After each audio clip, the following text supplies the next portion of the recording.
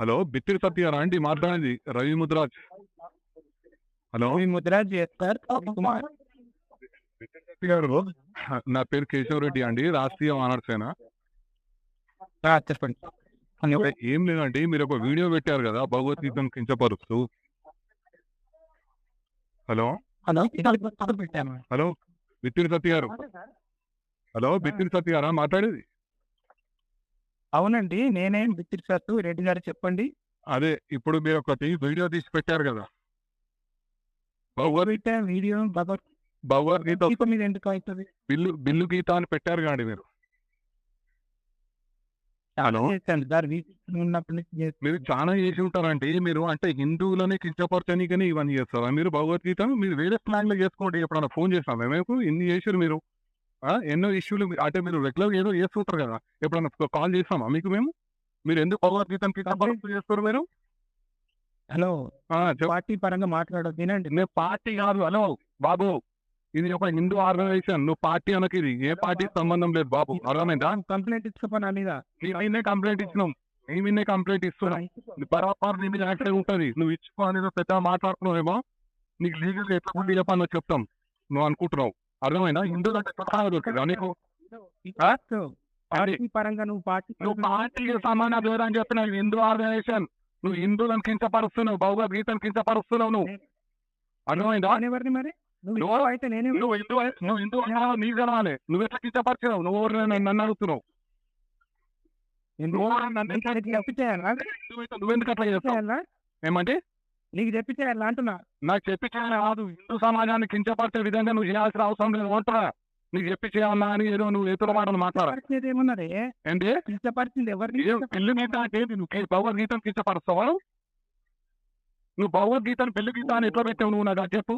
నువ్వు హిందూ అని నువ్వు మాట్లాడుతున్నావు కదా, నేను హిందూ దారా నువ్వు అంటున్నావు కదా. పది నువ్వు ఎట్లా పెట్టావు చెప్పు. నీ పేరేంది?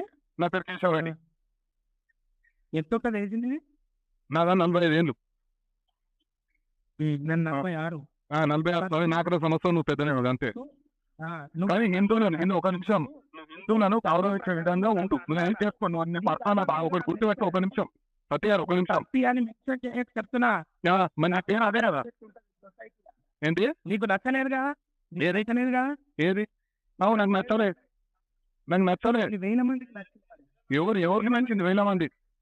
అయితే నువ్వు హిందూ సమాజాన్ని కించపరుచుకుంటూ భగవద్గీత మీద పెడతావా? నువ్వు సబ్స్క్రైబ్ చేయకు, నువ్వు నా దాన్ని డిలీట్ చేయి, బ్లాక్ లో పెట్టుకో. నువ్వు చూడకు అవన్నీ నువ్వు చెప్పాల్సిన అవసరం లేదు. హిందూ సమాజం నీకు ఎట్లా బుద్ధి చెప్పానో చెప్తుంది.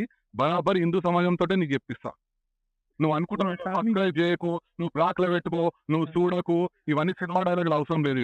అర్థమైందా? ఇగో అందరికి అందరు ఉంటారు, అందరికి అందరూ అంటుండొచ్చు. నువ్వు మాట్లాడేది నువ్వు తాగి తెలివితో మాట్లాడచ్చు. అర్థమైందా? ఏంటి కేశవరెడ్డి, నువ్వు నాకు రవి ముద్రాజ్ నువ్వు ఇంకోసారి దయచేసి హిందువులకు ఇట్లా కించపడతాకు. అర్థమైందా? హిందూ ధర్మం కోసం పాటు పడతా. నువ్వు ఏం పాట పడతావో ఏం చేస్తావో ఆ వీడియో నుంచే తెలిసిపోతుంది. నేను చెప్పేది వినో. నువ్వు చెప్పేది అంటే నేనేది వీడియో పెట్టా. నాకేమన్నా ఎందుకు చెప్తారు? ఈ ఛానల్ ఎందుకు చెప్తారు?